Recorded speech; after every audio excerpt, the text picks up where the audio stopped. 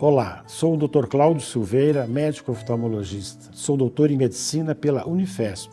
Trabalho com toxoplasmose desde a década de 70. Você sabia que 1/3 da população mundial está infectada pelo Toxoplasma gondii? E muitas vezes a pessoa nem sabe que tem esse parasita. Hoje vamos responder à pergunta: quais são os sintomas da toxoplasmose no ser humano? O que é a toxoplasmose? A toxoplasmose é uma doença causada pelo parasita Toxoplasma gondii, que pode infectar todos os animais de sangue quente, incluindo os humanos. Muitas pessoas podem ter a toxoplasmose e não saber que tem a doença, porque esta doença muitas vezes tem sintomas leves, que se confundem com uma gripe, por exemplo. Quais são os sintomas da toxoplasmose e de que forma que ela pode afetar as diferentes partes do corpo?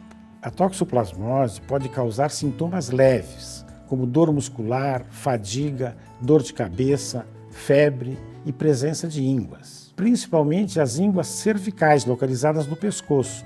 Essas ínguas podem durar semanas. Alguns pacientes podem apresentar sintomas muito graves.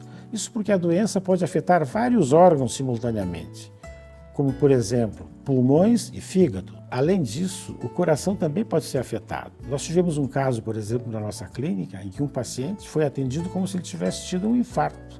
E, na verdade, a causa da doença que ele tinha era uma toxoplasmose. Ela pode também atacar o sistema nervoso central, causando diminuição dos reflexos, hiperatividade e déficit de atenção. Existe uma diferença entre a doença nos olhos e no sistema nervoso central. As doenças causadas no sistema nervoso central têm sido pesquisadas desde a década de 90. Um pesquisador de Praga, Jaroslav, fez um estudo em que ele relacionou, primeiro, com acidentes de trânsito. Pessoas que tinham toxoplasmose estavam mais envolvidas em acidentes de trânsito, tanto de forma ativa, causando acidentes, como passiva, sofrendo acidentes.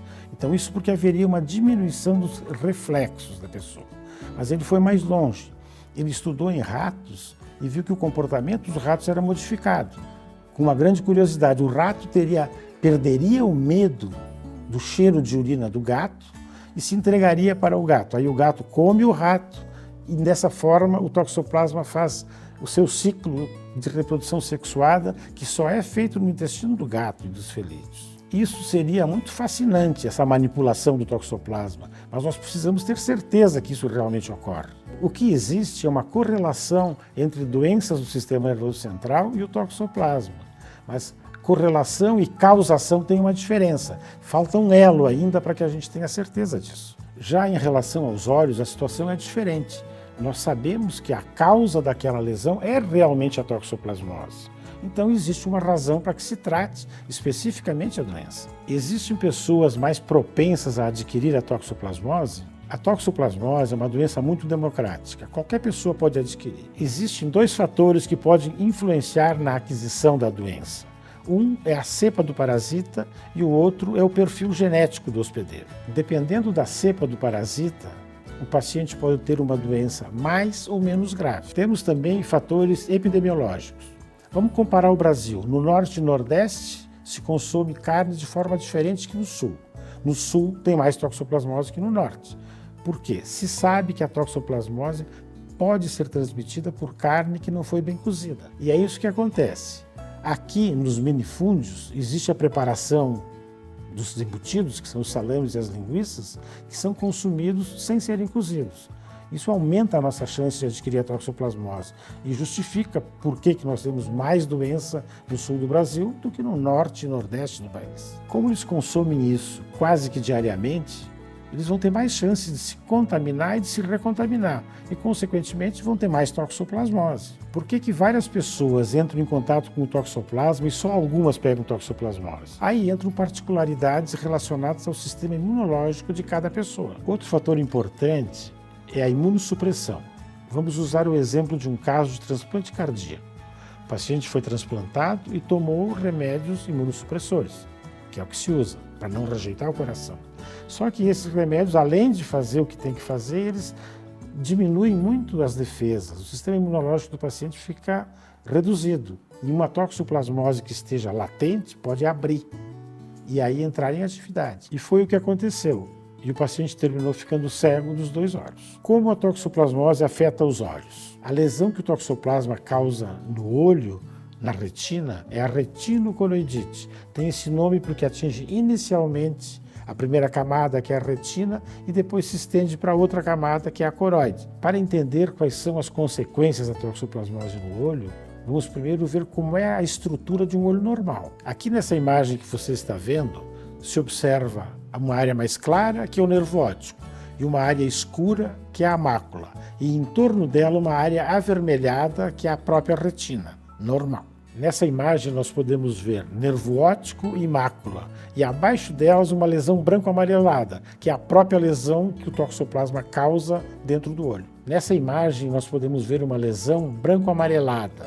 Essa lesão está em atividade. Ela corresponde ao que o paciente vê como se fosse uma nuvem. Inicialmente ele vai ver pontos, só que esses pontos num dia tem um ponto, depois tem 2, 3, depois 4 e depois forma a nuvem.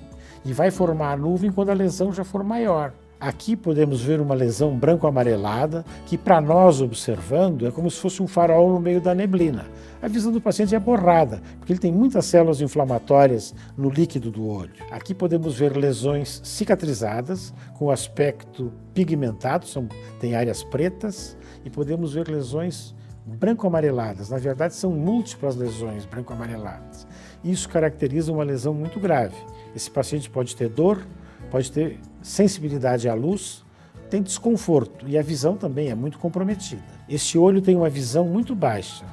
Podemos pensar em 5 a 10% de visão. Nesses dois casos, é possível ver uma grande destruição da parte central do olho, nervo óptico, aqui no caso, mácula, tornando a pessoa praticamente cega. Nessa sequência de fotos, podemos ver uma lesão inicial cicatrizada e várias reativações. Isso ocorreu durante vários anos.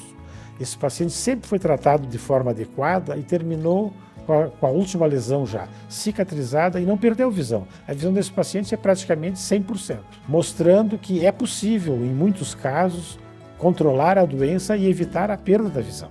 O que fazer se eu suspeitar que tenho toxoplasmose? Se você notar algum desses sintomas, deve procurar um médico imediatamente, porque a doença é progressiva e tratando no início, você evita consequências mais graves. Portanto, não ignore os sinais do seu corpo. E se você quiser saber mais sobre toxoplasmose, acompanhe os nossos vídeos.